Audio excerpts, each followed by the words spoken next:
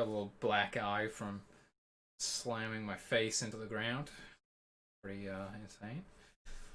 But yeah, no serious injuries or anything. It was on grass, so luckily I was on grass, but it was also the grass that caused me to wipe out because it was really muddy, but I couldn't really see it. Looked fine. I mean, and it'd been really hot all day, and I was like, it's probably dried out by now. And I just like sank into the mud and just fucking slammed at like 17 miles an hour. Oh, it was fucked.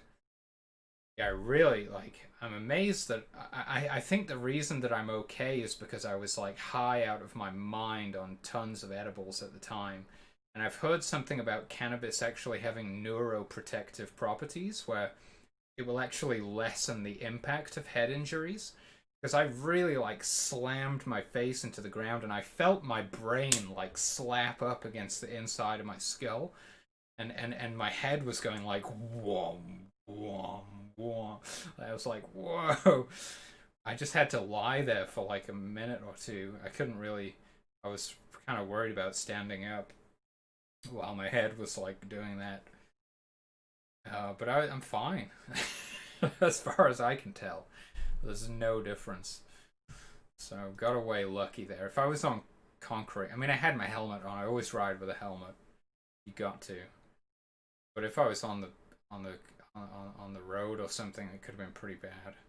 But you know, it wouldn't have happened if I was on the road.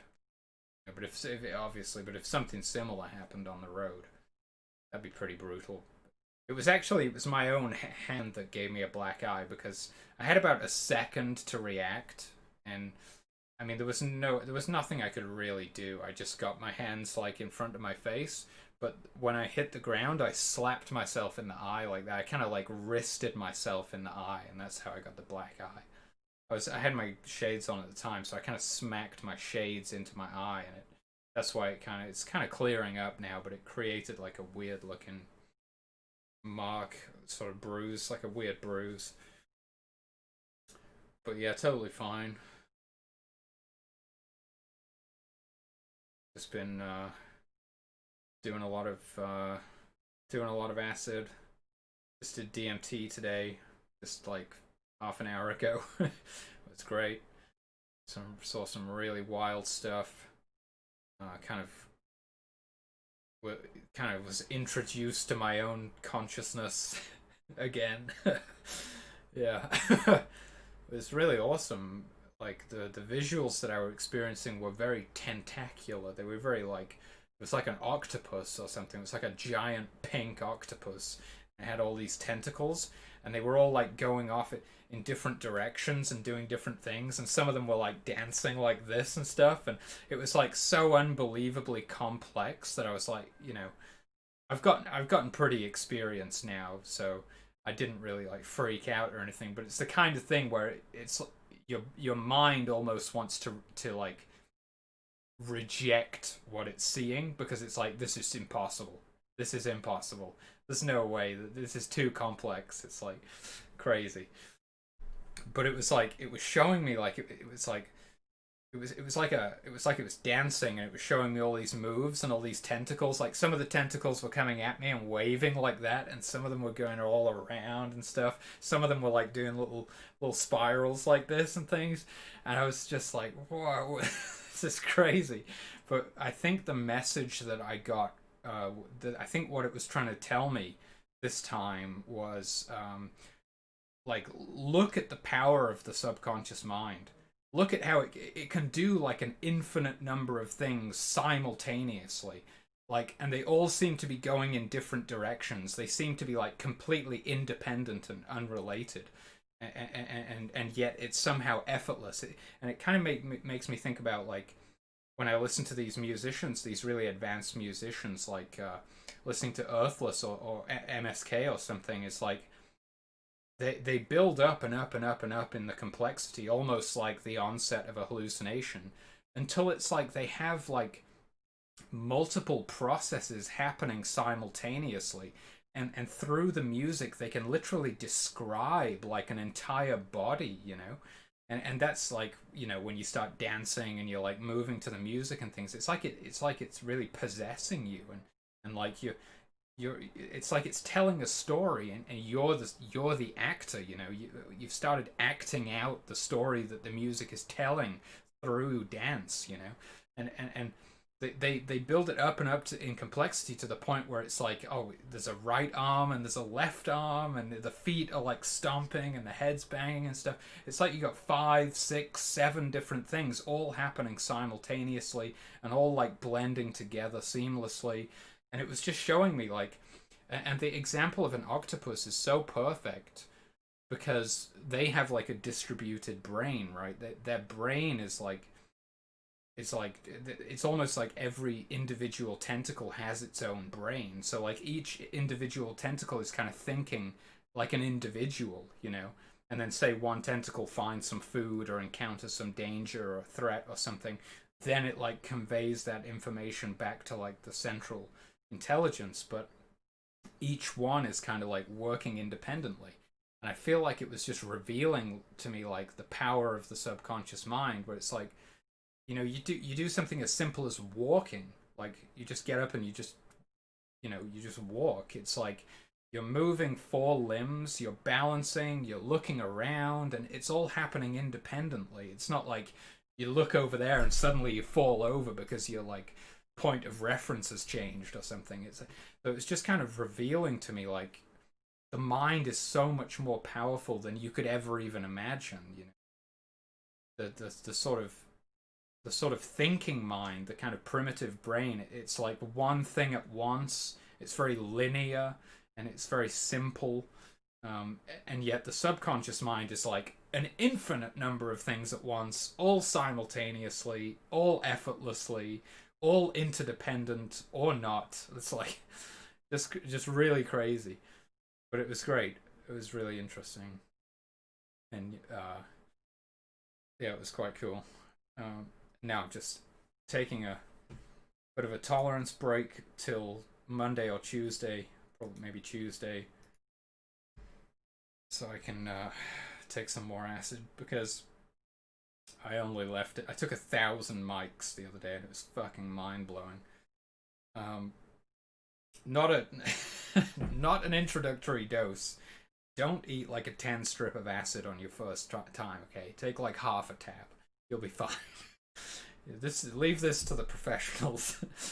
But I took like 1,000 mics and it was just fucking crazy. And then I had so much fun. I was like, I'm gonna give it 1 day for a tolerance break, and then I'll trip again. I took 1,250 mics because you gotta like up it a bit to compensate for the tolerance. But it was still a nice trip. I had a great day, but it wasn't like mind blowing or anything. So I think the sweet spot is like 3 days. Probably you probably want to like leave it 3 days in between.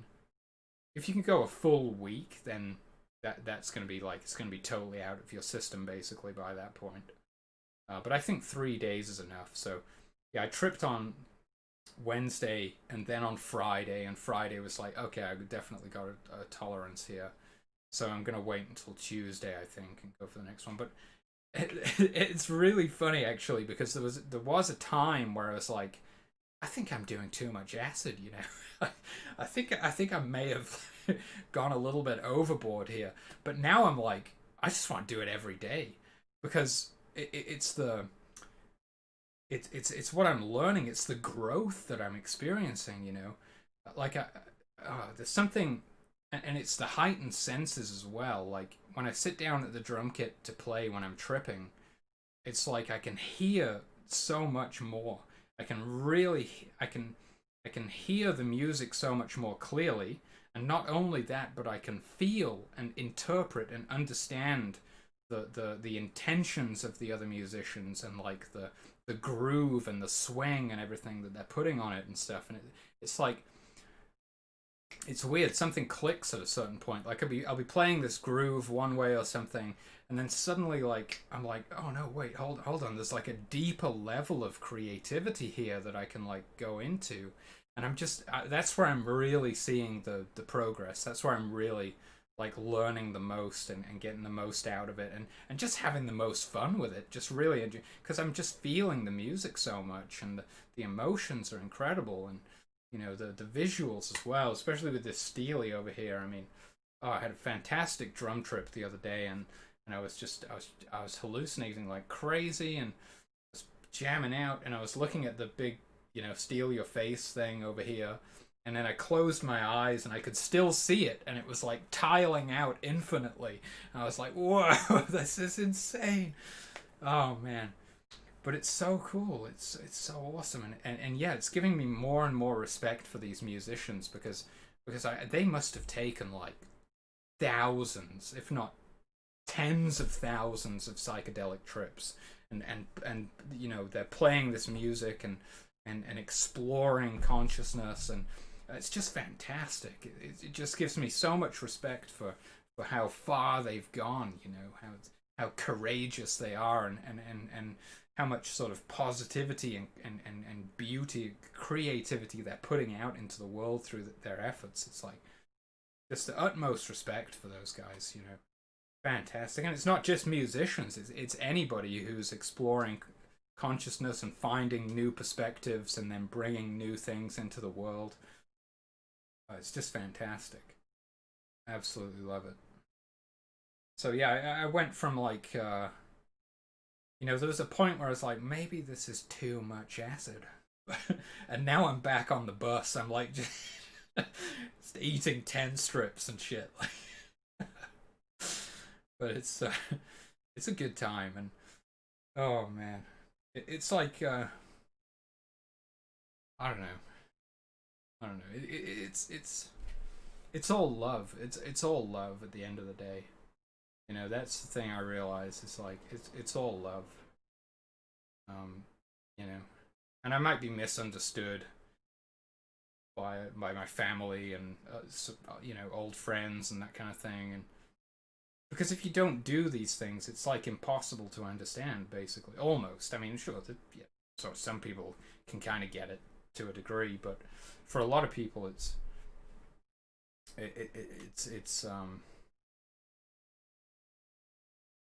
yeah, I don't know. They view because they're just going based on their own assumptions or whatever. Like, oh, it must be escapism, or it must be like running away from your problems, or this or that or something. But no, exactly the opposite. Like, you can't run away from your problems because you become aware of everything, painfully aware of everything.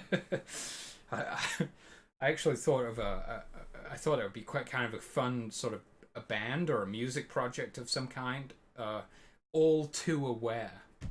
Imagine that. Calling like a little sort of that name to me, all too aware. Because imagine that. Imagine getting up on stage and being like, "Hey, thank you. We are all too aware." You know, like that's just such a great. We're all too aware. Just awesome, and like just being up on stage, like all just tripping out of your minds, and then just jamming out. But that name, in my mind, all too aware. I imagine some kind of like '80s kind of like a synth, like a synth wave. Like what is that? Like a vapor wave kind of. You know, totally not the sort of thing that I would play normally. I wouldn't even know where to begin. But that name in my mind, all too aware. It's like yeah, that should be some kind of like psychedelic like yeah, like some kind of synth wave project or something. I like that idea. And I also had another idea recently, Cattle to the Slaughter. Now it could be a song name or it could be a band.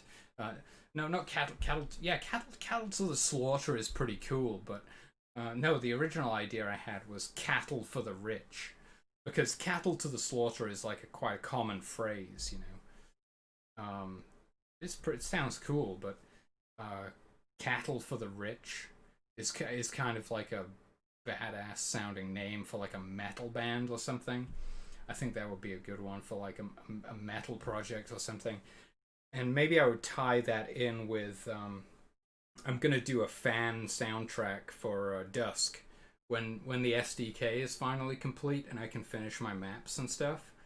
I'm gonna try and collaborate with some other musicians on a custom soundtrack, and obviously that's gonna be metal. It's gonna be heavily inspired by the original Dusk OST.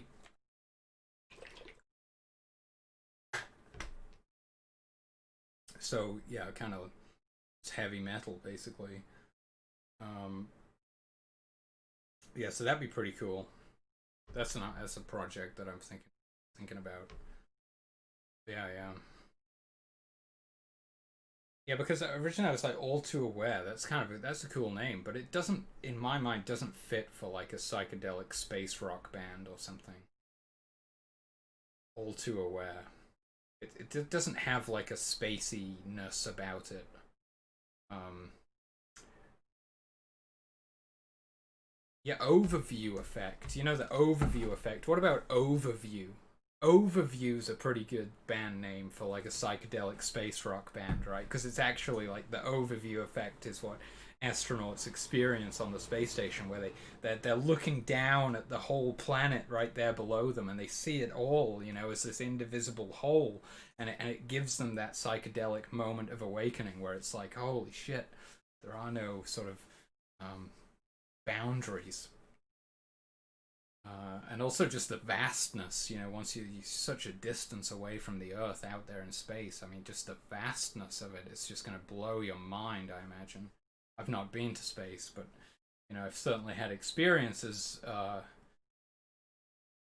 going, it's very similar to, you know, going out into the vastness of space. I mean, my first mushroom trip was really like that, where it was well, not my first mushroom trip. It was my second mushroom trip, but it was my first heroic dose of mushrooms. 5 dried grams, as Terence McKenna would say, done with ground and lemon tech, and slurp them down.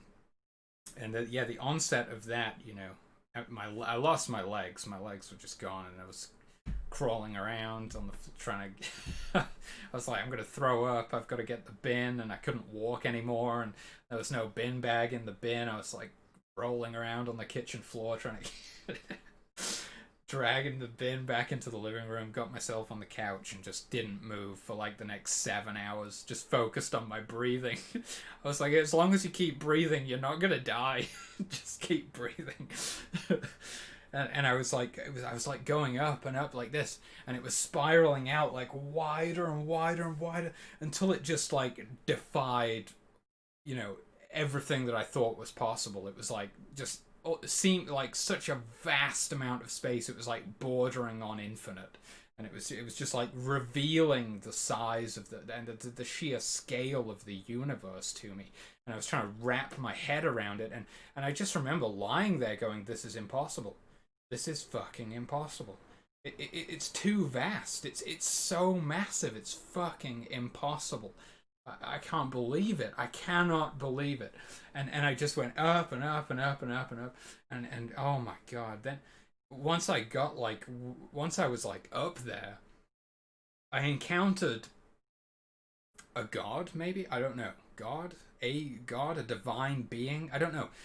There was a giant, like a like massive, like the size of several universes, just a massive baby. There was just a giant baby up there, and it was just playing. It was playing with this innocence and this joyfulness and just this childlike playfulness, where it it was just playing. It was just a game. It was just having fun, and yet it was creating universes. It was creating infinite numbers of lives. It was creating vast swaths of cosmic uh, space. You know, it was just effortlessly and joyfully, just like a baby just playing with some blocks or something. It was just like birthing universes, just thousands upon thousands of universes just effortlessly and playfully being created, and it was just like just unbelievable, absolutely unbelievable. So I yeah, yeah, I mean, as far as I can tell, and I've done a lot of exploration by this point, the the um the transcendental nature of consciousness is such that consciousness is the foundation of all reality, and it manifests as all existences, as all incarnations, as all worlds, as all universes, whatever, you know. So like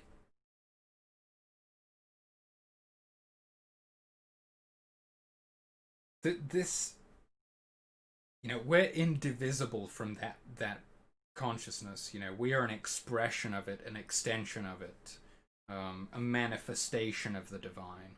You know, and and these lives that we're experiencing are like a gift to ourself. Um, it's like, okay, I'm an infinite consciousness. I'm just like an infinite source of love, um, and awareness. So I'll create a universe, and I'll populate it with and I'll, you know, but it's not separate. It's not like I'm going to create this thing and it's separate from me. It's like I'm literally going to manifest myself as this universe. Okay.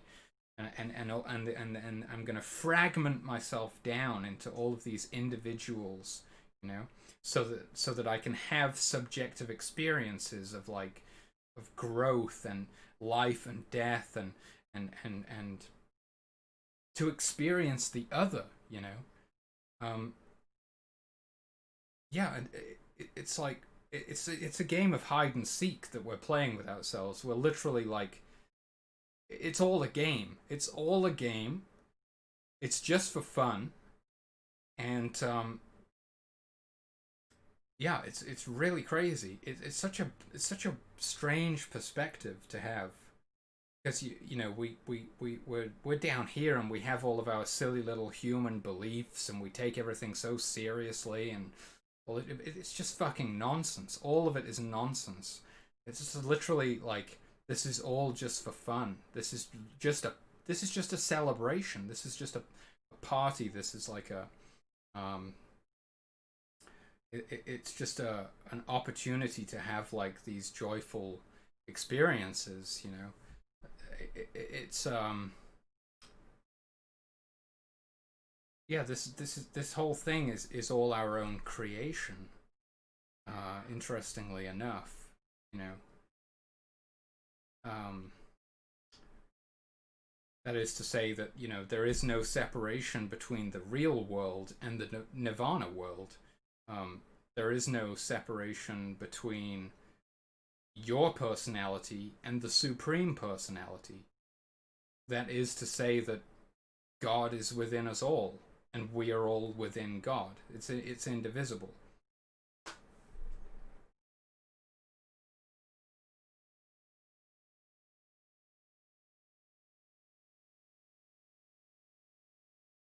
And so yeah, back to my original point. It's all love. It's all love at the end of the day, you know.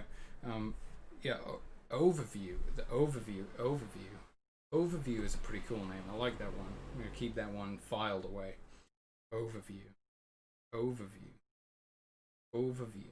I'm just gonna. Sorry, I keep saying it. Overview. I'm just trying to imagine. Like, could I say something like, "Oh, have you heard the new Overview album?" Dude, Overview is sick, bro. Overview's fucking. Oh, those guys jam, dude. Like, Overview, it sounds good. It kind of rolls off the tongue. It gives you an idea of like the type of music it's gonna be. I wonder if there is a band called Overview. I don't know, but if not, that's a potential project. That's an idea. Keep that one on the back burner, you know. Oh, and I'm really looking forwards to meeting, hopefully meeting some other enlightened beings to form a band or something, and just basically just travel the world spreading joy. And I know we can't really do that right now, but that's okay. I've still got like I've still got like several years of practice to just to, you know, reach a level of competency, to even, you know, really be seriously thinking about starting a band or something. But oh man, I just imagine the fulfillment, the sheer joy and satisfaction of it, of just like, you know, just just pouring out love into the world, you know, forever, just for the sheer sake of liberating people, just to lift them up out of suffering and just bring them into a space of joy and love. That's what it's all about.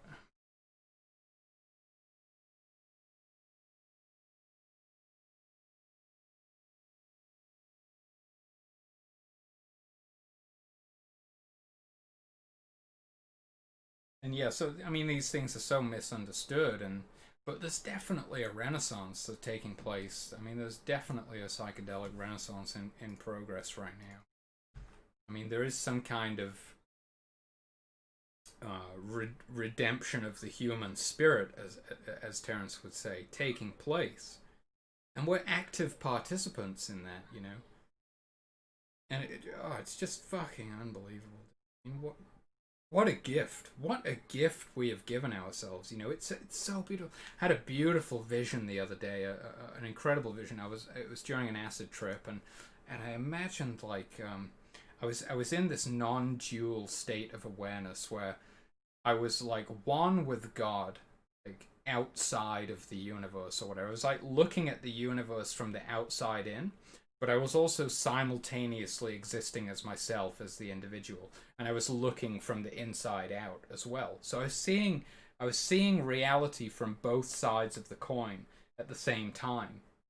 And the vision that I had in my head was this beautiful blue sky, just this open blue sky, and it had this face. It had this face of this like angelic, feminine, divine being in the sky. Like the sky itself was looking down at me, and it was like smiling with such compassion and such love, and it was like, I don't know. It's really difficult to explain it. It was all emotional. It was almost like a wisdom. It was like a telepathic link. It was non-verbal. It's really hard to express what I was experiencing and feeling right there, but it was literally like looking up at the face of God in the sky, and it was the sky itself. The face of God was just beaming back down at me, and it was. I want to say it was almost like blowing a kiss. It was like blowing me a kiss, and it was just like, we love you, we fucking love you. And I was like, I love you. It's just an endless cycle of love. It's just, oh, fantastic. And I just got this sense that, like, I got the sense of no separateness. I got the sense that I was connected with everything, and that the the entire universe was a gift to myself. It was a gift to myself. My highest self. There is the supreme personality. There is the unborn mind. There is pure infinite consciousness, which I am not separate from. That is, you know, that is me. Just in the sense that, like, um, in the sense that all consciousness is you, right? All conscious beings would say, "Oh, I'm me because I'm a conscious being," and that's the point where where it all blends into one, right? It's just infinite consciousness. Like all beings are essentially this like spring from the same source of consciousness, right? So I knew that that was me, and I knew that my highest self, I knew that, like, God, who I am indivisible from, created me to have this experience of meeting God as an individual. And it's just incredible. It's like God decided to lose themselves so that they could experience the joy of rediscovering themselves. Just absolutely phenomenal experience.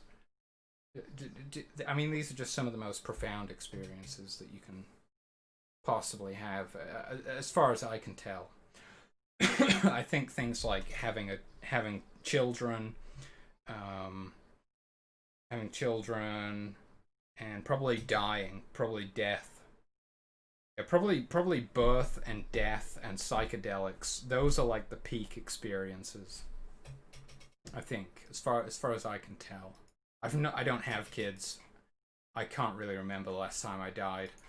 I think that's kind of like built into the thing so that it seems fresh and new and exciting every time. Um, but yeah, I mean, life is the ultimate gift. That it's a miracle. There's literally nothing can surpass how awesome life is. I mean, it's like, the egoic mind, the primitive mind with all of its greed and desire and attachment. It's like, I want this and I want that, and I want, oh, I've just got to give it to me. I want it all, that kind of thing. Once you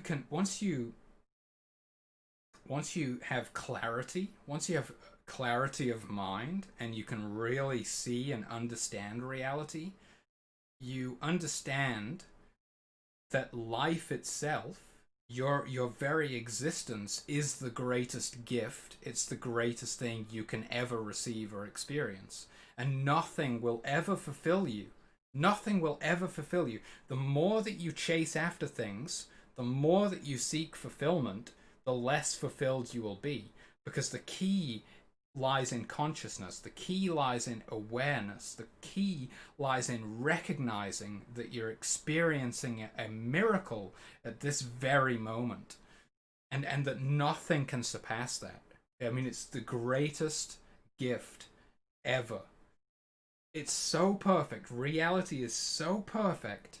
And we have created these experiences for ourselves where we can infinitely die and be reborn, and it seems new every time, and we get to grow again and discover ourselves again, and it just never gets old. It never gets old.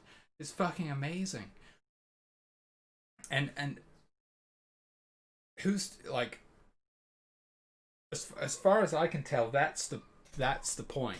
That's the point. Is basically to discover yourself. The point of existence is to become self-aware. The point of our universe is for consciousness to become aware of itself. And once you've done that, um, it's like you're done. That is enlightenment. You've reached enlightenment once you've reached consciousness. Um, and that is true liberation. They're liberated from suffering in life, because you could be literally dying.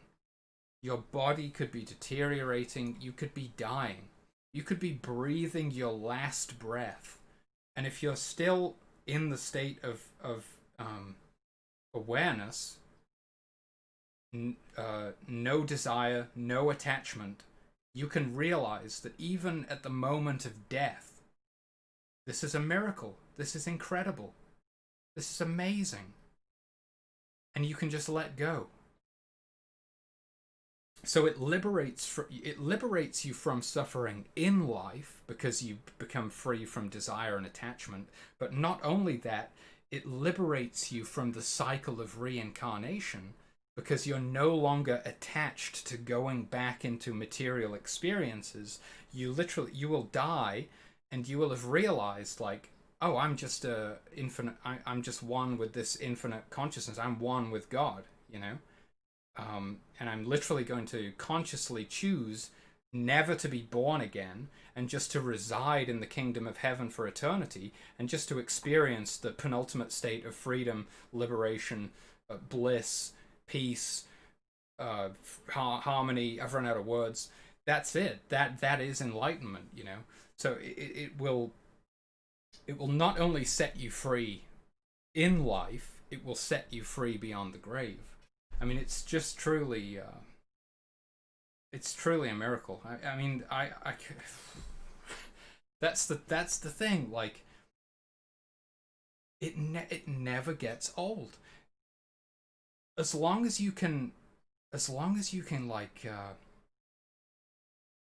you can avoid falling into those traps of egoic thought, and desire and attachment, all that stuff. As long as you can remain, as long as you can maintain that clarity, that perspective, that state of awareness. Where was I going with this? You're never. As long as you can maintain it, there's no suffering. There's no suffering. That okay. I'm not sure where I was going with that, but there's no suffering. Oh, that's where I was going with it. As long as you can maintain the perspective, you will always be in awe. You will always be in awe of life. You'll just be able to look around at things and just be in absolute awe. You know, that's the state. It's like seeing everything for the first time again. That's the state. That's the state. When you can walk down the same street that you've walked down 1,000 times and see it for the first time again, because you haven't walked down it before, because the past doesn't exist, the future doesn't exist. There's only right now, and right now you're having an original, unique, and first-time experience that you've never had before. You might think it's the same thing. You might think, oh, I'm playing the same old video game that I've always played, you know. But to have the clarity to really to be present in the moment, you see that it's a totally different thing. It's a totally different thing from what you think it is. Yo, Tachion, I'm just talking. I'm just talking to whoever's listening. I'm talking to myself, technically. You know, who else is there to talk to, right? There's only one consciousness experiencing itself subjectively at the end of the day. So I'm just talking to myself, but but here we are, and what a joy it is.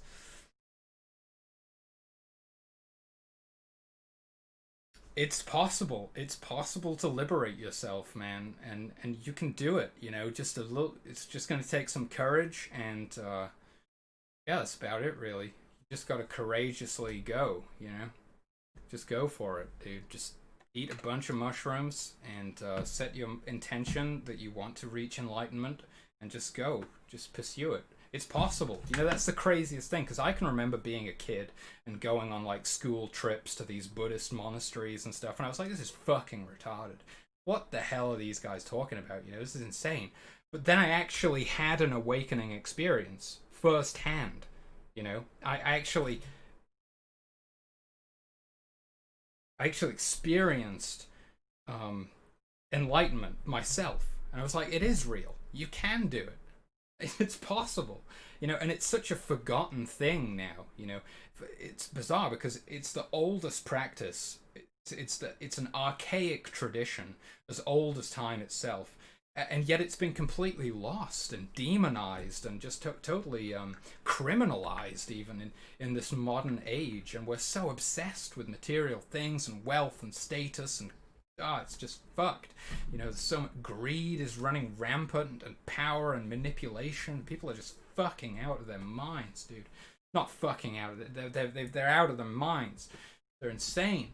And the whole thing is perpetuated by ignorance. The whole thing is perpetuated by delusion. This entire system, the entire culture, is a delusion.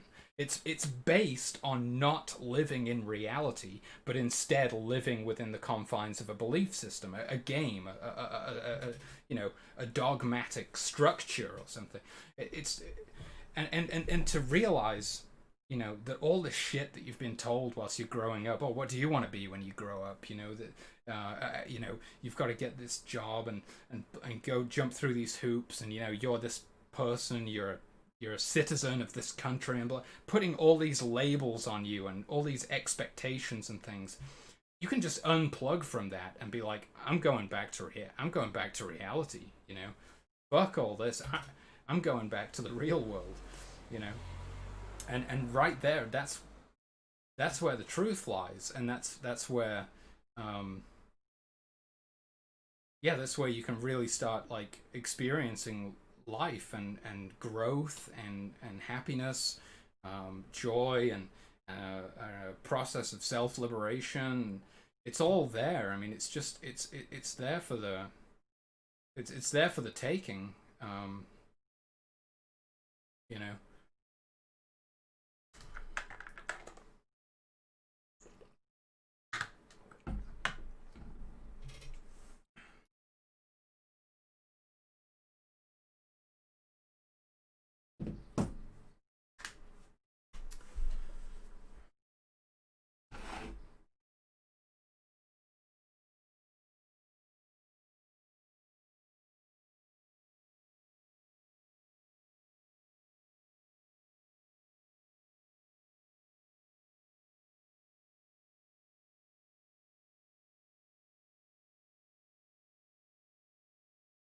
and it becomes so obvious, you know, once you've seen beyond the illusion of separateness, and you understand that there is only one consciousness, there is only a single self experiencing itself subjectively through multiple or an infinite number of incarnations, you can recognize it like that. You can recognize it like, just when you have a face-to-face interaction with someone, you can tell if they're coming at you from a place of pure consciousness, or are they coming at you from a place of ego.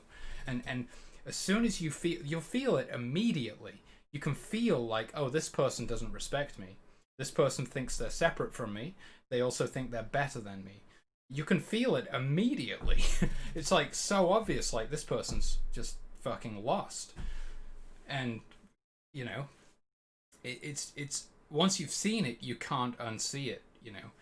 And yeah, once you recognize it, then you understand how to interact with other people, because you understand, like, oh, you're just me and I'm just you. We're the same consciousness, just in different incarnations, different bodies temporarily, you know. I mean, technically we're not in different bodies, it's all part of the one universal body, right? But it's just a ceaseless transformation and manifestations in infinite forms of expression. Like, again, it's another reason it never gets old, because it keeps manifesting in different forms forever, you know. Like that's why it's impossible to die. That was the big message that I got from my one breakthrough DMT experience, was that it is literally impossible to die, because you're one with an indestructible force. You're one with the indestructible ground of reality, and you will literally just keep being born again and again and again and again and again forever, until you wake up and realize that, oh fuck, I'm God. I'm the universe. I am one with everything. And as soon as you've realized that, that's when you reach enlightenment, and then you understand that it's perfectly safe to die. You understand that there is nothing that you could ever need, because you have God. You've reached enlightenment. You know.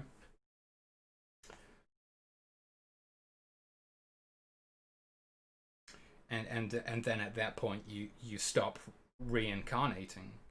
And it's such a fascinating thing. And the incredible thing about it is, like I was saying, you know, I read about this stuff when I was younger, and I was kind of studying Buddhism and things. And like when you read it on a page, or somebody tells you about it, it's like, that's just an idea. That's just an idea, you know. It's coming from an external source. And also there's seemingly no evidence, because it's not the kind of thing we can have evidence for. We can't really go into that space, you know, the bardo. We can't really go into that space between incarnations and like bring back some evidence, like bring back a self-transforming machine elf and be like, look, I got one, they're real. You just can't do it.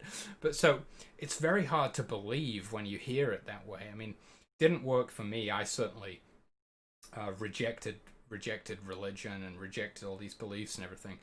But when you have a direct experience of the divine, it's at that moment, because it's like you're experiencing it firsthand. It's like now you have the evidence, because you're seeing. It's like you're seeing it with your own eyes, or rather, you're seeing it with your own mind.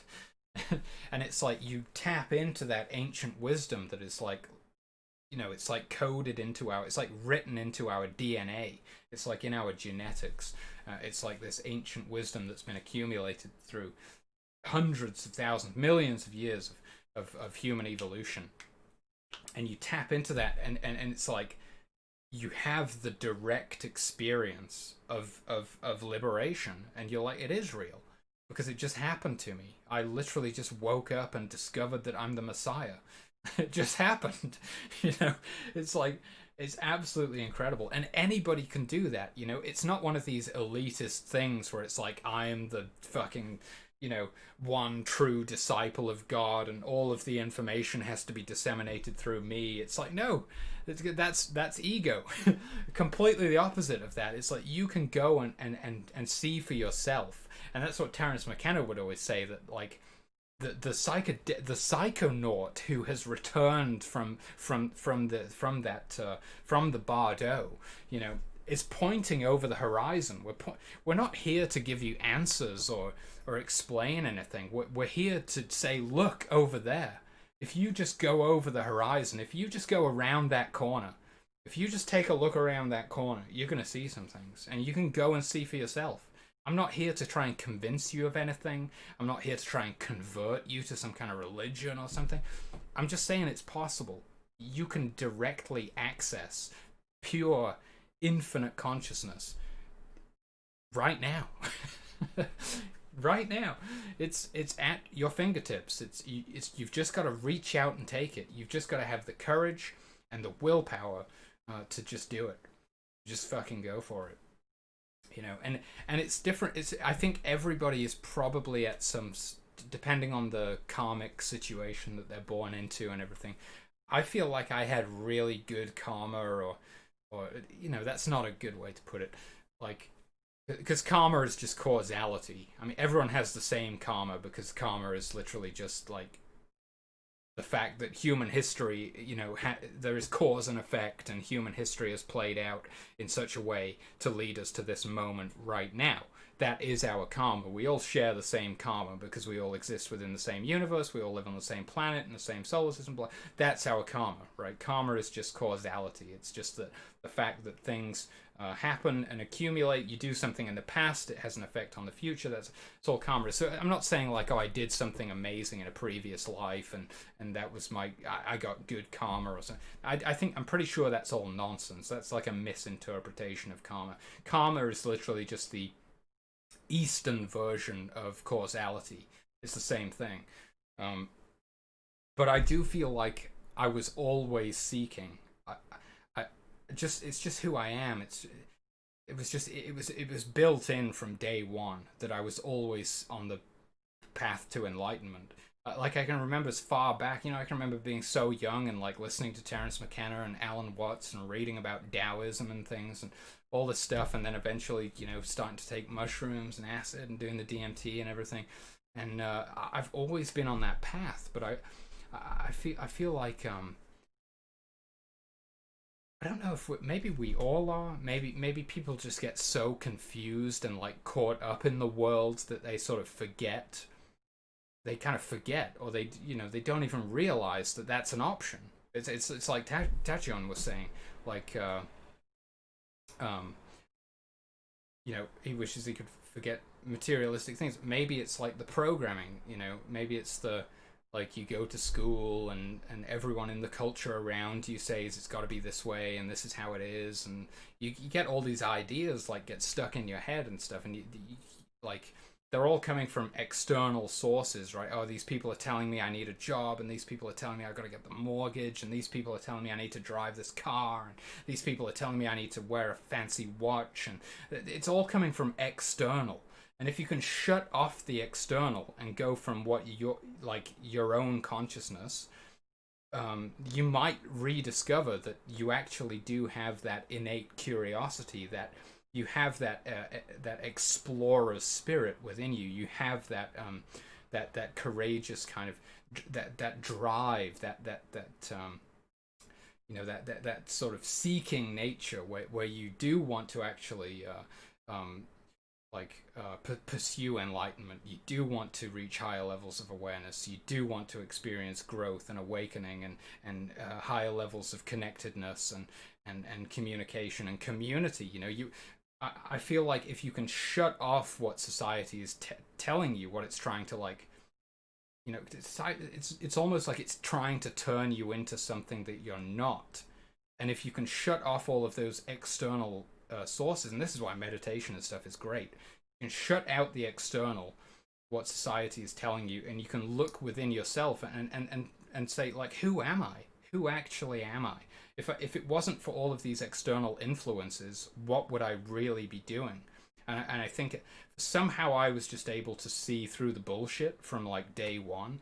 And I don't know what it was, but I always knew. I can remember like as young as being in primary school and stuff, and just thinking like, what the fuck are we doing here? This is just fucked. This whole thing is like I remember feeling it in my very soul, you know, like I remember feeling in my heart like I'm here to like sort of to be myself. That sounds really weird. It's difficult to describe. I knew that I'm here to like start a family and to spread love and to care for the earth. I know I'm here for those things. Why am I just locked in this fucking classroom with a bunch of fucking shitheads who are just telling me that I'm never going to amount to anything and I'm just going to be a fucking loser unless I get some high paying job or become a CEO or some bullshit. I just knew it was all bullshit from day one. And yeah, I think people could benefit from like just stop listening to the expectations that society is putting on you, and really try and discover what is your actual purpose. You know, what is the purpose of this universe? Why does this universe exist, and why has it manifested as you?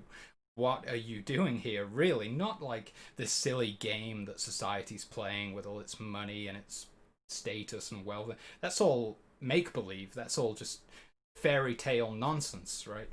But what is the real purpose of my existence? That's when you get back to it. That's when you get back in touch with the truth and with reality, and from there you can actually start like growing and maturing as a being, you know. And I don't know what it was. Like I say, I don't think I had good karma or something coming into this life. I think that's nonsense. But I did have that innate curiosity. I was always a seeker. I did always find that I was on this path to enlightenment, and I feel like we all must be. Surely we all are, because we are the same consciousness at the end of the day, right? I feel like we kind of get sidetracked. We kind of get diverted by you know, we sort of get lost in the world, in all of its worldly ways and things. And it's very difficult to pull back and get that overview perspective. There we go again, the overview effect. To get that sort of bird's eye perspective and really see things for what they are, you know. It's so easy just to get caught up in it and just carried away. And before you know it, you've gone completely insane. You're 50 years old. You've accrued $10 billion. It's never enough. It's always got to be infinite growth. I'm constantly miserable. I've got 16 fucking sports cars in my garage and it's never enough. Why? And it's because you're not fulfilling your actual human needs. You've not been living. You've not been living by real human values. You've been living like a fucking machine. You like, that's the thing. That's what I was saying the other day. It's impossible. It's impossible to work your way out of this thing. We're all trapped in this sort of form of modern day slavery. This kind of economic system with the elite and blah blah blah. That is the case, right? But even if you say to yourself like, oh, I'm going to work my way out of it, I'm going to work really hard, I'm going to crack on for the next 40 years, and one day I'm going to be free. You know, what happens to the people who do that? They go fucking insane. By the time they get to that point, they don't even remember who they are anymore. That now they really think that they're like, I'm the CEO of this company and I've got all these. It's like they've forgotten their true self, you know. And to get back to it, it's like that's going to take another 40 years just to get your fucking mind back. You know, it's insane. And not only does it have a very, very damaging effect on the human mind to live by these sort of inhuman values and to get caught up in all of these unexamined and detrimental patterns of behavior and accumulation and all that stuff. Not only that, but you're perpetuating the very system that took away your freedom in the first place, right? You're like, okay, if I just get the job and if I climb the ranks and then you're just perpetuating the thing. And you see this in rap music a lot all the time as well. Like, people will come from the ghetto, they'll come from nothing, And it's amazing to see them lift themselves up out of that, but then by the time they get there, they've forgotten where they came from, and now they're just flexing on everyone, like, look at my chains, look at my car. It's like, do you actually remember where you came from? Do you remember that you were just a kid who was fucking oppressed, whose life was fucking ruined by, like, it's like, you know, you get so angry. I got really angry. Even took me years to work through that, but you get so angry because you see how your parents' lives have been ruined by this, and now your life is going to be ruined by this, and you get really angry, and you're like, "Fuck it, I'm gonna stick it to the man. I'm gonna get all the money. I'm gonna get all the bling. I'm gonna drive the car. I'm gonna, you know." And especially if you're looking up to those people, if you're looking up to like the drug dealers and the pimps and stuff, like, I want to be like that, I want to be like that. And then you get there one day and you don't give anything back to the community. You don't do anything to change the world. You don't do anything to help anyone. You just fucking swagger around like, look at me, look how good I am with all my bling and stuff. It's like, do something meaningful with your existence, for Christ's sake. Anyway, okay, I'm sorry. I'm getting a little bit heated. But it is the case. You observe this all the time. It's like people claw their way out from underneath this thing, and it's 1 in a million. You know, most people don't fucking make it. You know, it's 1 in a million. Somebody gets up there, and then they've been corrupted by the very thing themselves. You know, they've been assimilated into the machine. And that's it. They're just fucking lost. They're no longer even like human anymore. Basically, they're just like a very mechanical sort of egoic machine that's just sort of running on like greed and accumulation and flexing on people and you know that's one of the most unhealthy. And it all comes from the illusion of separation. It all comes from delusion and ignorance and basically lower levels of awareness. Because if you're in a non-dual state of awareness, you recognize that you're inseparable from all other conscious beings in existence, right? You realize that you're one with them. And so I was thinking about this just earlier today, there is no way to there is no other. There's no such thing as the other, technically. There is the illusion of the other. We have the illusion of separateness so that we can get to play this game or have this experience of being an individual. But what you realize is that, I mean, Alan Watts would always say, point to the separateness. Can you point to can you point to the separation between me and you? Or can you point to the separation between you and the environment or the universe or whatever? Can you actually find the division where it stops being you and becomes something else? It doesn't exist. There is no separateness. Everything is just one thing, ultimately. And so it's when you lose sight of that. It's when you can't see that you will attack the other. And that's where the ego, like, some people derive pleasure. It literally makes them happy to cause suffering for others. They enjoy making other people suffer, right? That's how far gone they are. And what they don't realize is there is no other. It's impossible to make another suffer because there is only the self. There is only you. If you hurt someone else, all you're doing is hurting yourself in a different position, right? A different incarnation. It's still you. It's not really someone else. Just because their particular, just because they appear to be manifesting as a separate individual. Once you can see beyond the surface, once you can see beyond the illusion, you will actually see that, oh, we're the same thing, aren't we? We're the same consciousness, we're the same being. And once you see beyond that, you realize, like,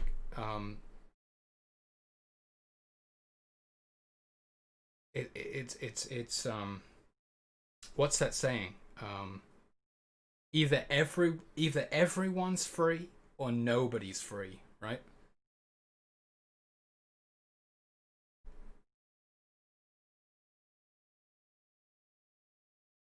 That's it. Either everyone is free or nobody's free, right? Because there's only you. Unless you're completely free across the board in all of your incarnations, in all of your manifestations, you're not free. And yeah, so it's a fascinating thing, um, and yeah, it's really, it's not that far away. It's not that far away at all. Um, we have the tools, whilst they may be criminalized and demonized in a lot of places. We have the tools, and as long as you have the willingness, you can do it. You can literally reach enlightenment within this lifetime.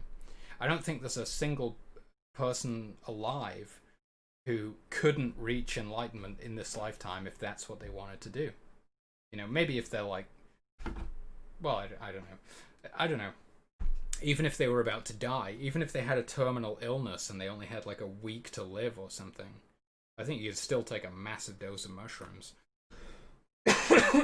And that's a great thing to do. I mean, it really helps people deal with end of life trauma. Because once you realize death is perfectly safe, you don't really have any problem with it anymore. This whole taboo around death and this idea that we've built up of death being a bad thing is nonsense, and it completely denies the cyclic nature of existence. I mean, sure, it is cyclic, but there does also seem to be a quality of ascension as well. We do seem to be moving to higher and higher states of awareness, as far as I can tell, anyway. Yeah, yeah, yeah. It's really, yeah. It's like somebody dropped in chat the other day and was posting some stuff, and it resonated with me. It was really cool. They were talking about how the universe is a vehicle for ascension. Everybody who boards this vehicle gets off at a higher level than they got on. Right.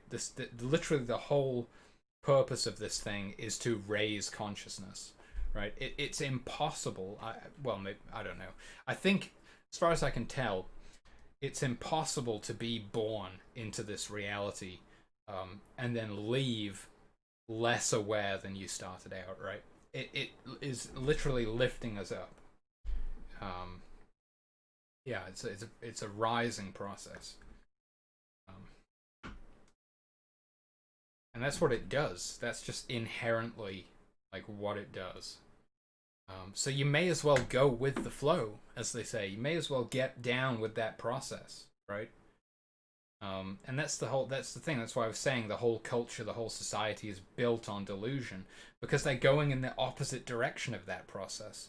They're getting lost in all of this make believe, nonsense, and then they reach old age or whatever, and they wonder, why am I still miserable? I did everything that society told me to do. I've got all the stuff, and I've got the trophy wife, and blah blah blah, and I'm still miserable. Why is none of this stuff fulfilling me? And it's because you've totally disconnected from the actual process of life itself. What you want to do is align yourself with the very purpose of the universe, right? And that way, it's literally like the entire force of the universe is carrying you. It's like it's you're indivisible from it. You're working with the entire power of the universe instead of working against it, and that's it. That's what it's all about. And when you're working against it, that just, what a nightmare. Just imagine that. I mean, it. And it boggles my mind. It really does. It boggles my mind that I was born into a really bad, not the worst, or it can always be worse or whatever. But I was born into a terrible situation. Disabled military veteran, for a father, and my mother died of cancer. Um, Absolutely just destroyed my family. I'd never really had like a proper father figure, or anybody to like help raise me into an adult or anything like that. I had to do it all myself. I had to work everything out completely alone. And not only that, I had to work everything out alone whilst all of the people around me tried to drag me down again, tried to get me like to give up and to that I really feel like when people say, "Oh, grow up," they're like, "Oh, grow up, will you?" I think what they really mean is give up. Just give up like I did. Just stop trying and just fucking give up and just be miserable and just have a shit life like I did. It's like, I don't want to do that. I want to actually be passionate and engaged and present and I want to experience things, I want to really live life to the fullest. I don't just want to give up like you did. Jesus Christ. Yeah, yeah. So I'm pretty sure that's what they mean when they say grow up, is they actually mean give up, because they clearly haven't grown up. I think I've grown up. I think I've truly experienced growth. I mean, if I look back at where I was and who I am today, I've truly grown. I've grown so much. Um, like it's unbelievable. And yet these people who are telling you to like grow up and stuff, they're just miserable. They don't seem to have any pleasure or fulfillment or anything or even any sort of connection to life or to yeah, they just seem totally out of touch. So I think maybe you're the one who needs to grow up a little bit, maybe. And not give up. I really mean actually experience some growth and like mature a bit as a person, as a being. I don't like the term person. I'm quite against that. I use it because like it's hard to. Usually I would say human. I prefer the term human being. A human being is actually a living thing. A person is a sociological construct. It's an identity. It's a series of labels and categories, and it's not real, you know. And that's the whole reason that like you're given a birth certificate at birth, and you're basically designated as a citizen, and you're a person. You're a person now, because that denies the truth of like you actually being a living thing that like thinks and is conscious and stuff. It denies that. It's like, oh, they're just people. They're just numbers. They're just numbers and names. They're just labels. It's just meaningless. They don't really count. And that's the whole idea of a person. A person is a sociological construct that can be manipulated into like just becoming a gear in a machine, just doing what society tells you, and blah blah blah.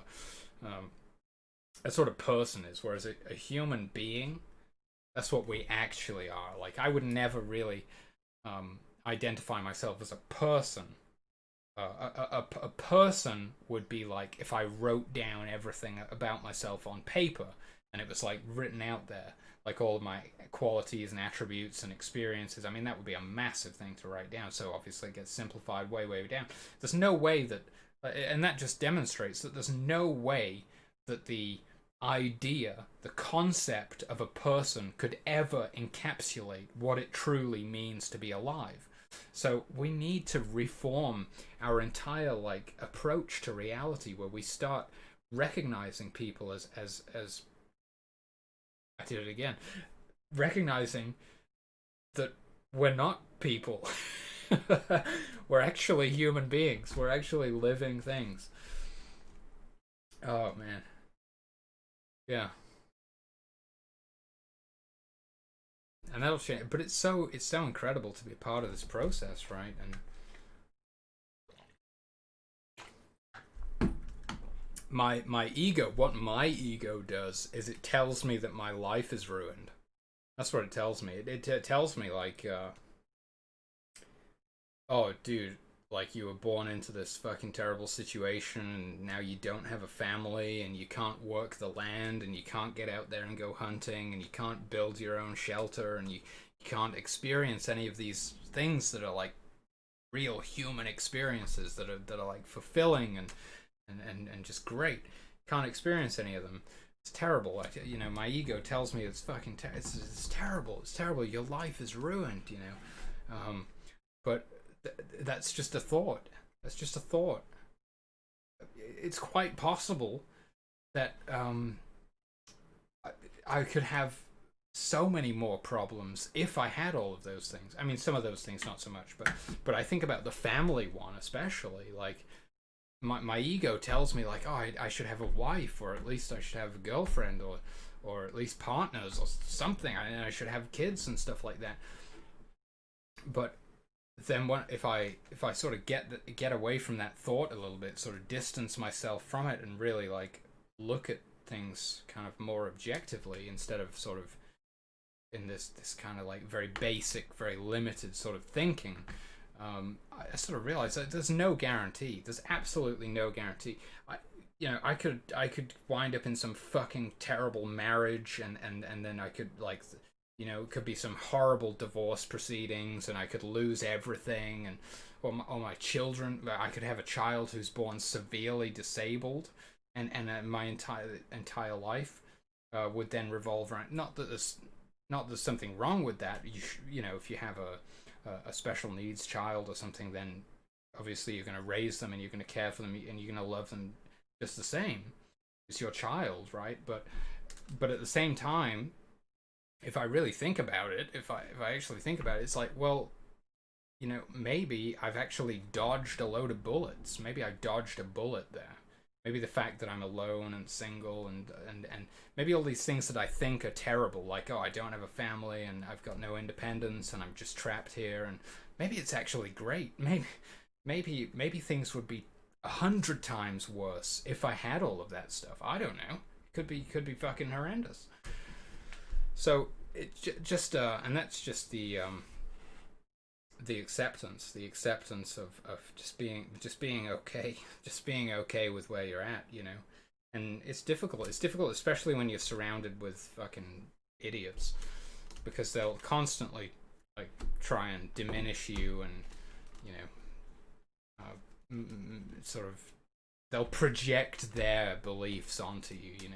I had a conversation with my dad the other day. It was just it's unbelievable how, like, just a simple question. I just wanted to ask him a simple question. I had some inheritance money a while back, and I was just like, what's going on with the inheritance money?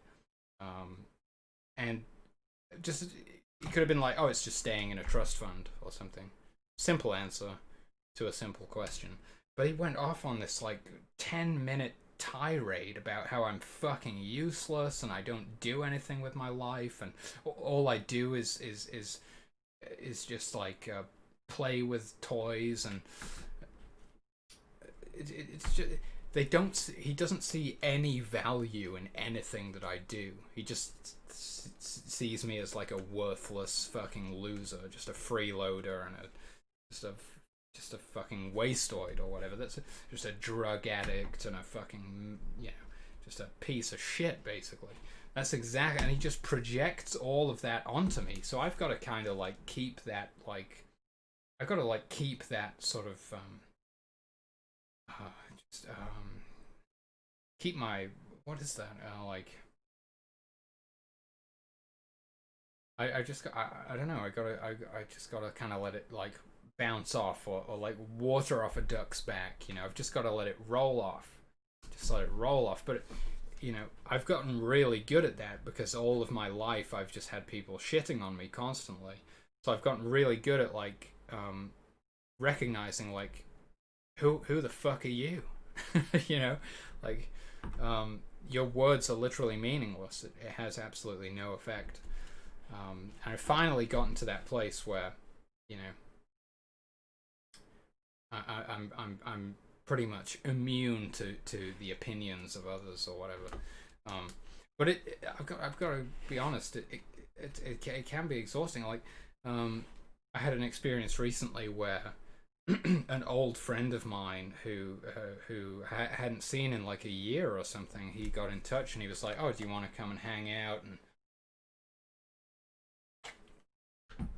just hang out on a Saturday or something and smoke some weed and just chill out and stuff. And I was like, that sounds great. I could just fucking use a day off. I'd love to just go relax with an old friend and just smoke some weed, chill out. It was fucking awful. He's like he's married this. Are they married? No, they're not married. He's dating this like cokehead chick who's like just fucking toxic. You know, toxic is the word. She's just fucking awful, and she's had a really bad influence on him, and he's just become like a really nasty person. And I went over there like thinking, oh, this is gonna be great. We're gonna get high, gonna hang out with an old friend, and it was one of the worst experiences I've ever had. It was so like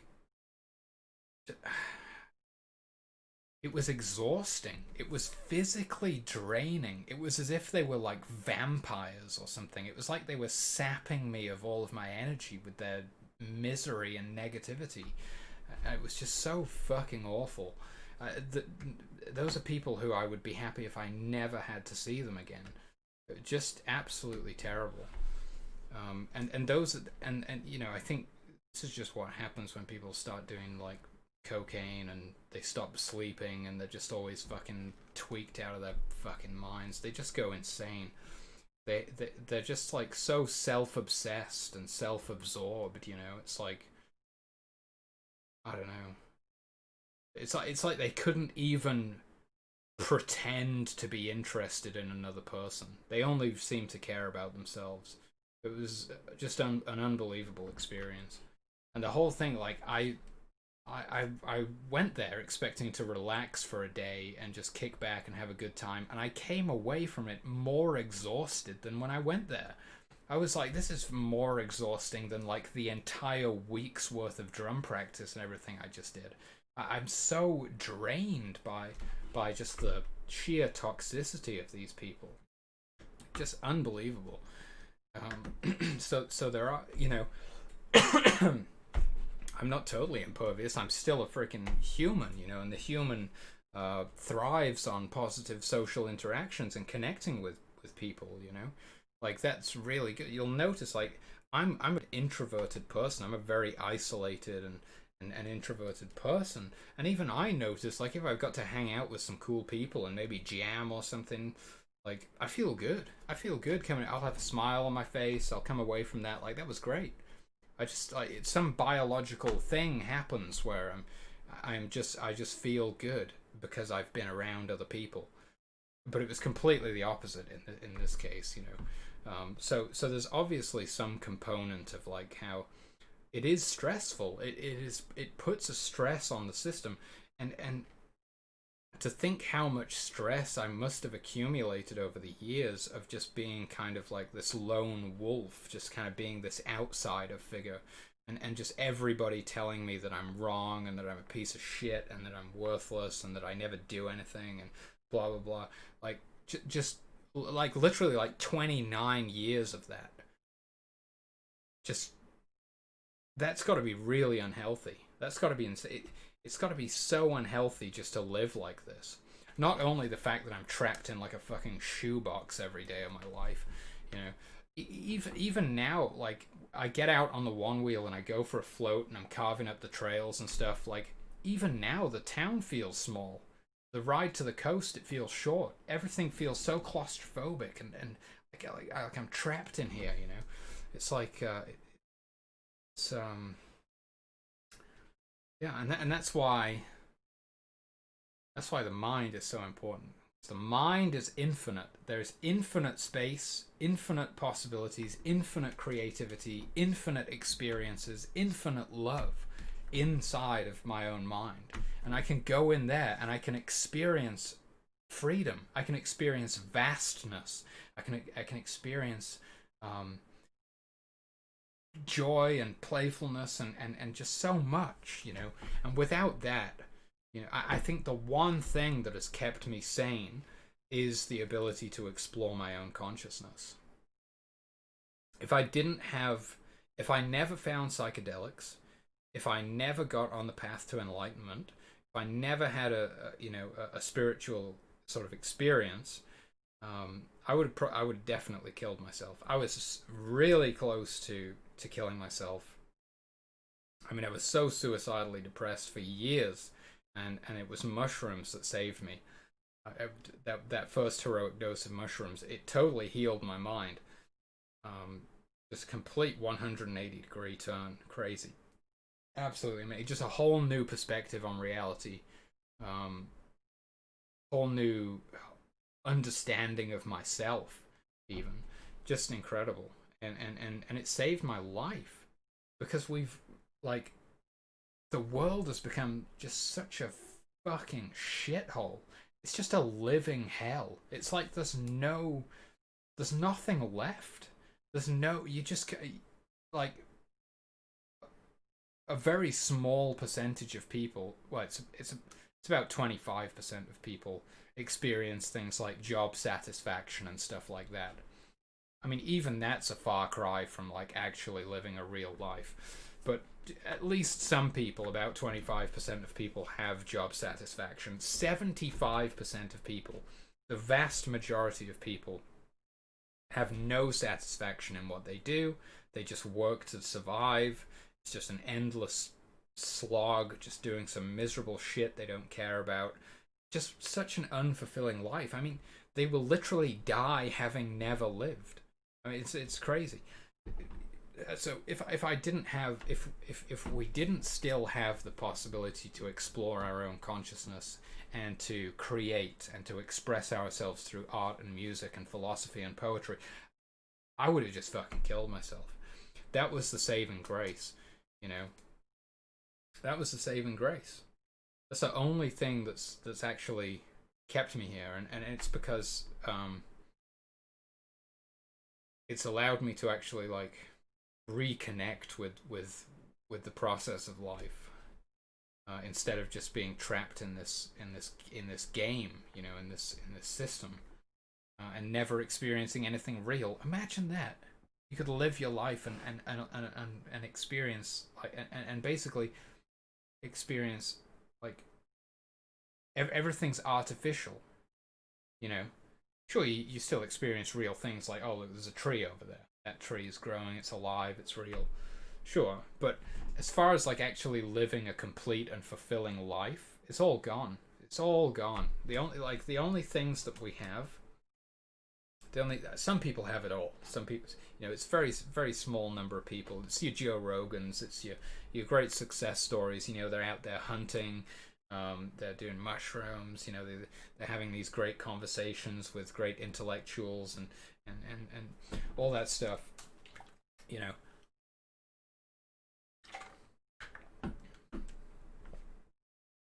But for me, like, um, it's like the only yeah, that when I found psychedelics, it was like I finally found something real. I actually found something real. You know, I've been going through this whole artificial sort of system for years, and I finally found something real. And that's what saved me. That's what saved me.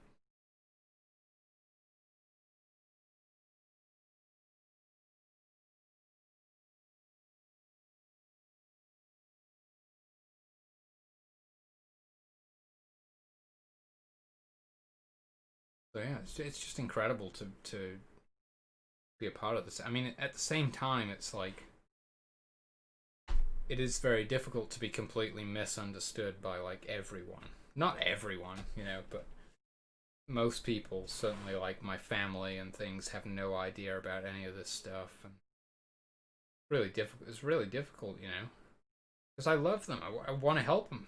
I guess I want them to, you know, experience a sort of awakening, you know, experience a moment of divinity. I want them to heal and discover themselves and find that connection again. Um, I want that for everyone, obviously, and that comes back to the fact that I understand that I'm not separate from anyone else. Um, but it's like they just get they're just so far gone. It's like you can't even talk to them about it. They have such rigid and strong beliefs about what these things that they have no understanding of are, that you just can't get through to them. It's crazy. It's like they're completely gone.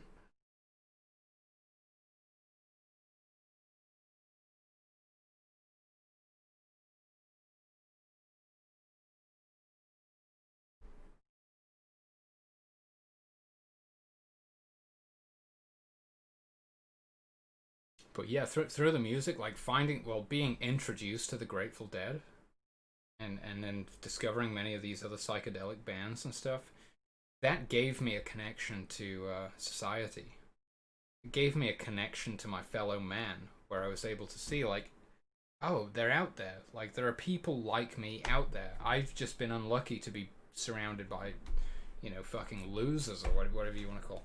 I mean, that's a bit mean. I'm joking around, but like, whatever, just ignorant people. I'm just surrounded by ignorance. And but through the music, I've been able to connect and realize, like, hey, they're out there. There's people like me. We do exist. And so yeah, that was massive for me. That was huge. And just such a predicament that we're in. I mean, I do feel like basically through liberating myself, through reaching enlightenment, I have fulfilled my life's purpose. But I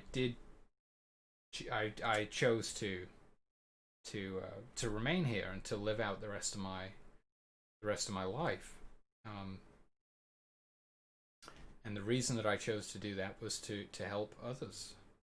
Basically, I can remember being on the precipice. I can remember that the moment of enlightenment, I took 5 dry grams of psilocybin mushrooms. I experienced the entire history of the Earth in a very short space of time, and it explained to me, like, everything has been leading up to this point of when you wake up. Everything has been leading up to your awakening. The entire universe was created to facilitate this moment where you have an awakening right now. And I was like, holy shit, okay. So here I am. I'm awake. I've reached enlightenment. And I remember I was in an infinite plane of golden light, and I was soaring. I had this sense of soaring higher and higher and higher and higher. And I could hear the voices. I could hear, like, the voice of the Buddha. I could hear, like, the voice of Terence. I could hear, like, the voice of Alan Watts. But I could also hear, like, this collective, like a choir almost, like a cacophony of voices, of all of the enlightened beings that had gone before me. And they were calling out to me, and they were saying, we've been waiting for you. Come on.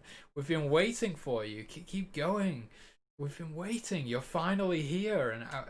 And I remember them saying to me, not with words, but telepathically, like, they gave this message directly into my consciousness.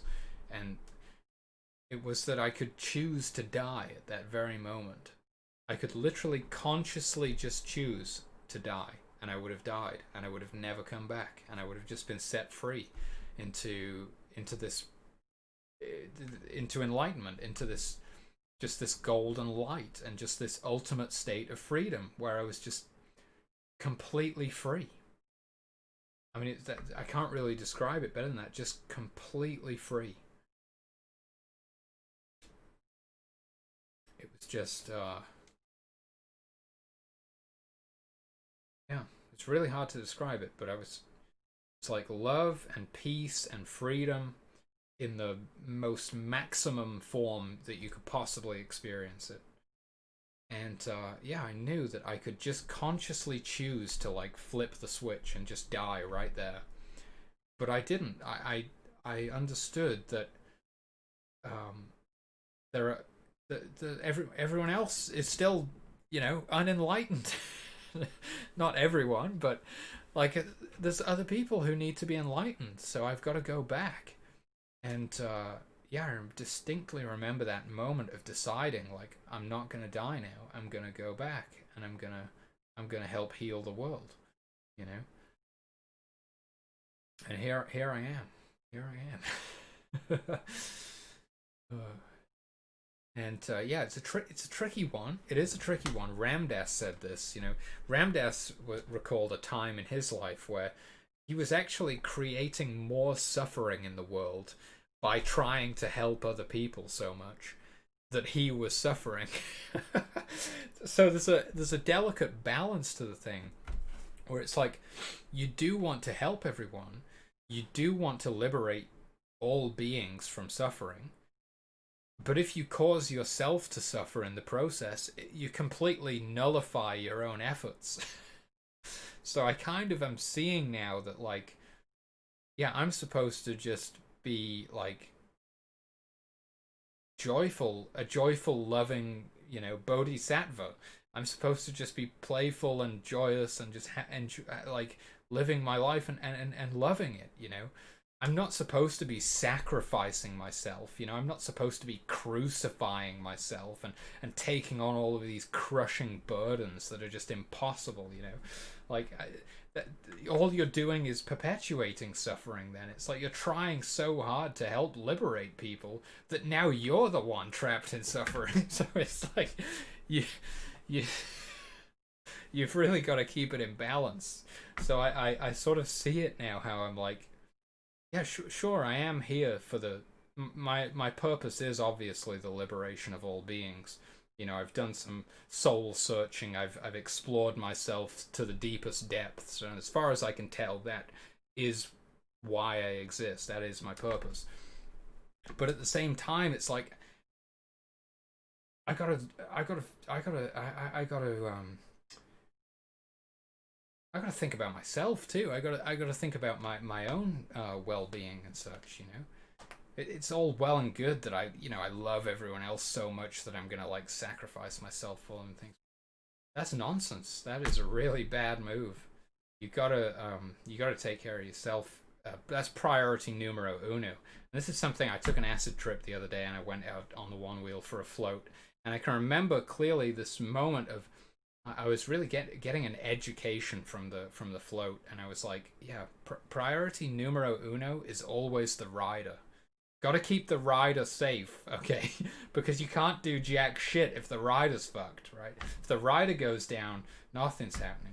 So I remember just cruising along, and I was, there were cyclists on the path coming the other way and stuff, and I was like, okay, yeah, I've got to take care of them. Don't just fucking plow into them and just take them out, you know. But at the same time, priority numero uno is me, right? It took me a really long time to get that. I don't know if I fully grasp it yet, but I'm definitely beginning to understand how, like, it seems very self-centered, and that's the problem. Like, Dr. K has had a lot of people on the Healthy Gamer GG stream who have these problems of self-sacrifice and always they're barely sleeping, and they're working themselves to exhaustion and stuff because they've got so much passion and so much love to give and stuff, but they're just fucking ruining themselves, you know, because they're so passionate and so loving, and it's like, no, you've got to keep it in balance. You've always got priority number one.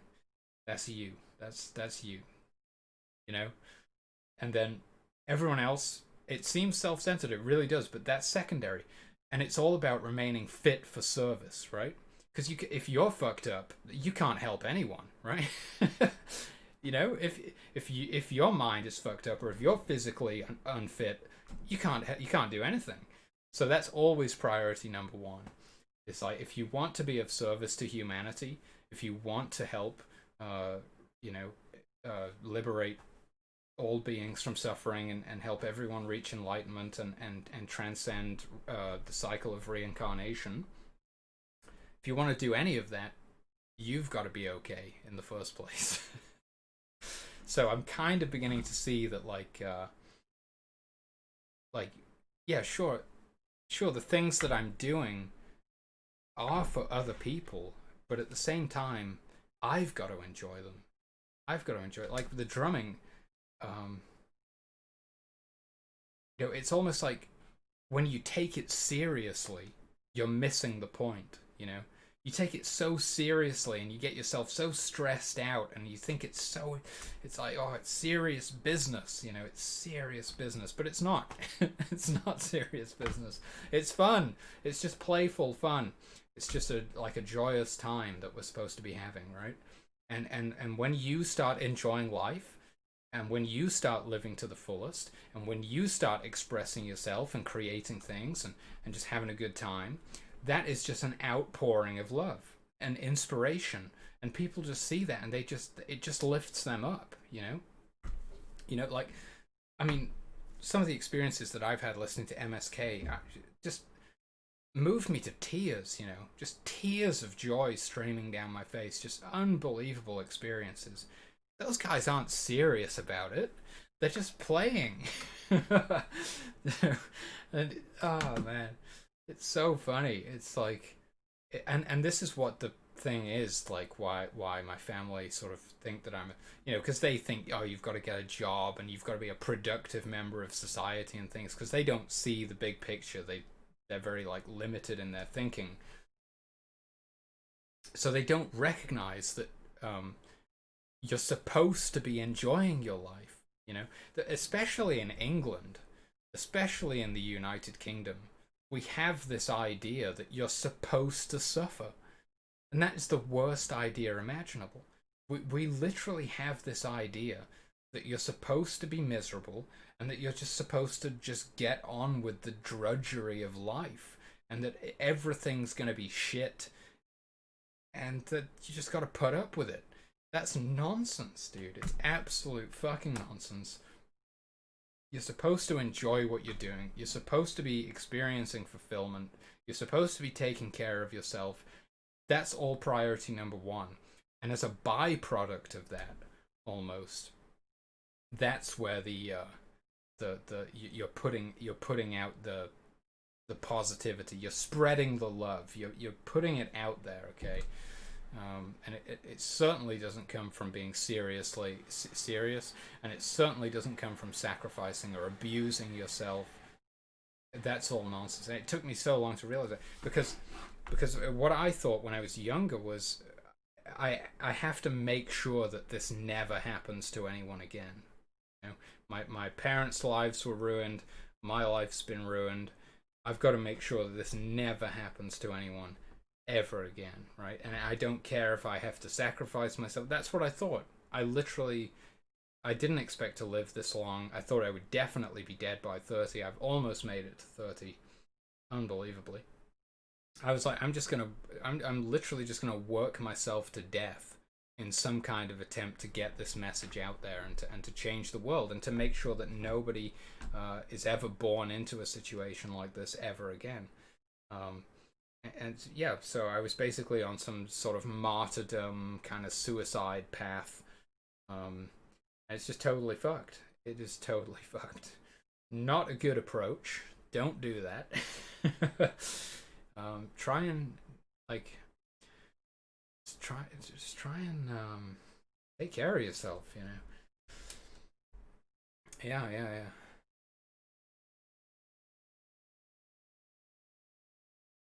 And so, like, the only time the only time when I would kill myself now is if I felt that I lost myself completely, or that I was doing more harm to the world. I'm a little bit unclear on that sometimes right now, even with everything that I do, like trying to vote with my dollar, so to speak, like ordering free range grass fed beef directly from a farm somewhere that's organic and sustainable, and they treat the animals ethically and things like that. That's a thing that I can support, something that I believe in, something that's important, something that's reducing the amount of suffering in the world. Instead of buying like factory farmed meats and stuff where the animals are all abused and basically tortured and stuff. So that's like a choice that I can make. Sure, it's more expensive, and I spend like 10 times what most people would spend on food because I'm buying like sustainable, ethically sourced food, right? That's important to me. I would rather take the hit.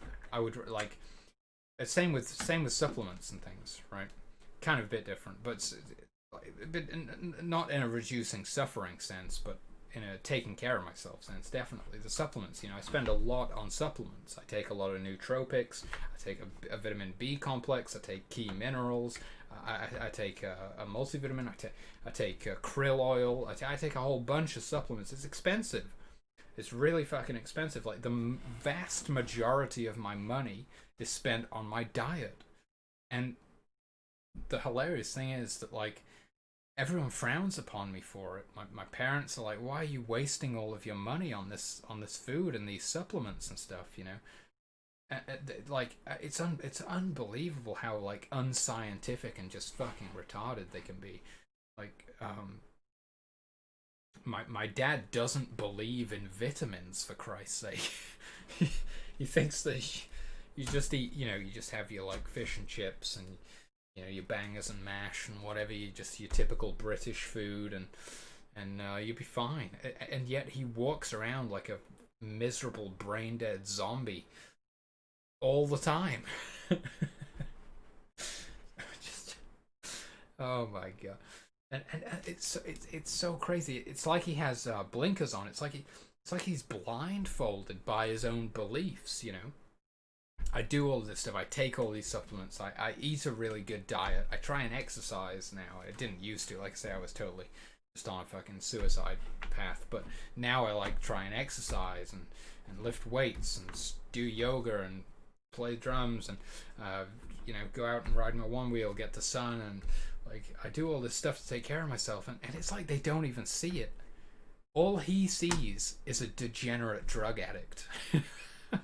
That's all he can see because his beliefs are so strong that it's like he's wearing tinted glasses or something that make him see what he wants to see.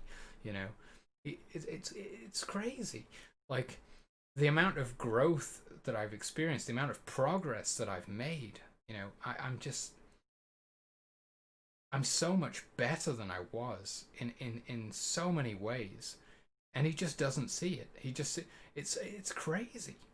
It's crazy. I can't. I just don't get it. I don't get it. And what baffles my mind is like he went for years before I was born. Before I was even born, he was going through the system. He was going to doctors. He was being put on medication. He was being given this, that, and the other. Everything failed. Everything failed. The system completely failed him. He got out of the military. He'd been hit by a mortar shell. He'd watched his friends die. He had survivor's guilt. He's suicidal. He's got nightmares, night terrors and stuff, so he can't sleep properly and things because he has like the flashbacks and everything. Just completely just fucked up. Just the worst thing that could possibly happen to a person. And then what happens? Then the system fails him completely. None of the medications work, obviously, because they're just masking the symptoms. They're not really trying to they're not really trying to help you process the trauma and like heal from a traumatic experience like that. They're literally just numbing you to the point where you like can't really think or feel anything. So he's addicted to like all these fucking opiates and antidepressants and everything's just fucking gone. Yeah, and so the system fails him. He goes through all that shit. His life's just fucking destroyed. Yeah, they just kind of they use him up. They get all of the use out of him that they can or whatever, and then they just discard him like human waste. Just he's outlived his usefulness. Just get rid of him, whatever. And then his own son, the closest and most intimate connection that you could possibly have with another human being, your own child, comes to him and says, "Dad, I found this thing and it's healed me. It's saved my life.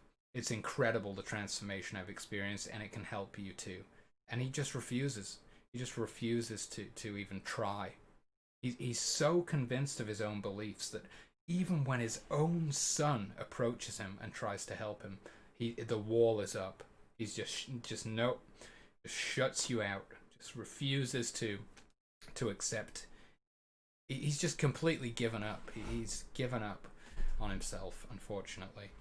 And you know, his idea is that, like, well, at least I'm not like gonna hurt anyone or hurt myself anymore. You know, I take these medications and they keep me kind of sedated and numb enough that I'm just able to sort of get through the days, you know.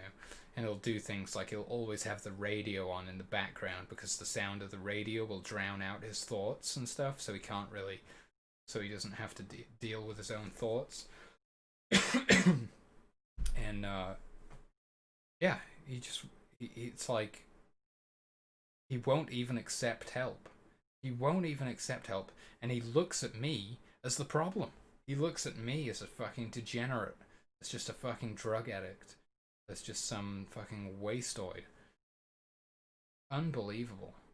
After everything I've done, it's crazy. It's because he doesn't really see it. He doesn't really understand it. He's not really capable of recognizing my achievements or seeing that they have any value or any meaning to anyone, you know.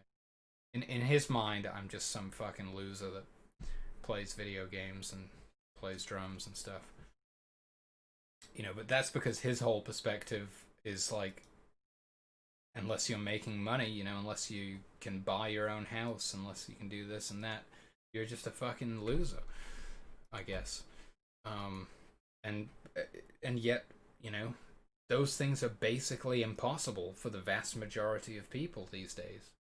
I mean, it's just, and it's, you know, he's not all there. It's like he's not all there. He's not really able to put the pieces together because we've had conversations where he does acknowledge that this is wrong, that the way that society is structured right now is wrong, and it's oppressive, and it's ruining countless lives, and you know, he does recognize that, like, it's out of my control, on one level, but it's like it doesn't fully sink in, or it doesn't fully connect or something, because he still blames me for it. He blames me for basically the situation that I was born into, which is very unusual. And I tried to change it. I tried to change the world for the longest time. And I just can't do it alone. It's impossible to do it alone. I mean, it literally takes everyone. It takes all of us. That's the only way it changes. If we all go through that internal revolution and liberate ourselves and you know, to reach enlightenment, to come into awareness. That's the only way that it happens, is when we all do that. So I can only do me, right? You do you, as they say. I'm doing me. Okay.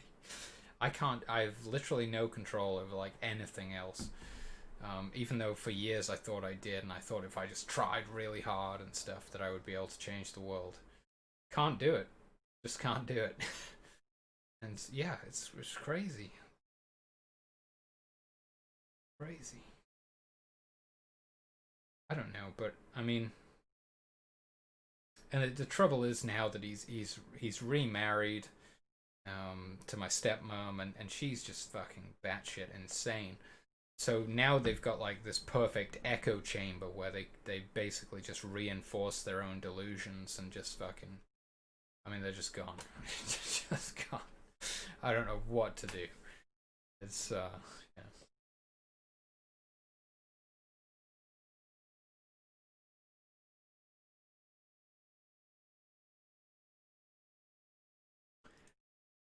Ah, God love him.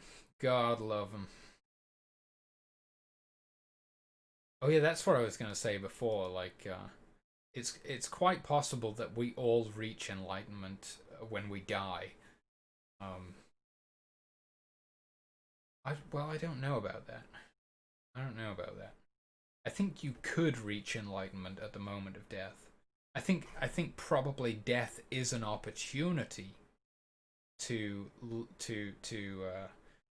liberate yourself from the cycle of reincarnation. It's probably an opportunity, but yeah, it's like an opportunity that you can miss probably, especially if you've lived a life of delusion and you haven't actually been living been living your life as a preparation for death. Like, I've always known, again, going like way back, as long as I can remember, I've always known that my life is a preparation for death. I have to live in such a way that I am ready to die when my time comes. And for people who are just completely attached, to their own ego, completely attached to their own wealth, their own possessions, completely even attached to the people around them, just any kind of attachment. They're probably not gonna. They're probably coming right back here because they're attached to it. So it's gonna bring them right back to the start. But at least they can try again. We just keep going round and round and round until you get it. I don't know how many fucking times I've been around. I don't know if well, probably, yeah. The entire human history, like up until my birth, is how many times I've been around. Yeah. You know, because people often think about like reincarnation as like, oh yeah, I have these past lives, and I was a great adventurer, or I was an Aztec, I don't know, I was an Aztec fucking demigod or something, you know, there was these fucking, I was a 16th century, like they have these fucking ideas that they lived all these lives and it was linear and it went one by one. I went from that life to that life to that life. It's not linear. It's fucking, you know, literally every human who has ever existed before you, those are all your past lives, all of them. Right? There's no division. There's no separation. The idea of a linear thing where you just live these specific lives, that again, that's delusional thinking. That it's like you're trying to put yourself into a state of separateness from everything else, but you're not separate from everything else. You're one with all life forms that have ever existed. And so those are all of you. Every human, every being, every plant and animal, insect, all of it. That's all you.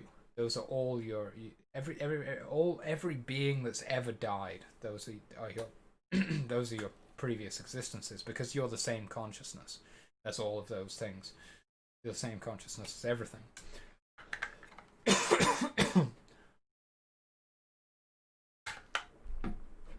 But even if death is an opportunity to reach enlightenment, when the brain floods itself with DMT and the gate to the afterlife is opened or whatever, even if it is an opportunity, what's the point? I mean, I guess there's still a point, sure, but it's kind of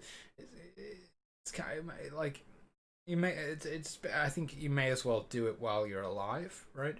If you reach enlightenment while you're still alive, then you can like, I don't know, just enjoy life more and actually be sort of connected with your purpose in life. Whereas if you leave it to the very end, it's almost like you kind of a bit of a missed opportunity. I don't know. I think that's just my ego being stupid. Because there is no missed opportunity recently. Even there is no missed opportunity in when you take into consideration eternity, right? Just the concept of eternity, infinite consciousness, infinite lives happening forever. There's no missed opportunity, right? If you think of it that way, there's never a missed opportunity, because it's infinite. There's nothing to miss because you're just coming right back. Oh man, I don't know.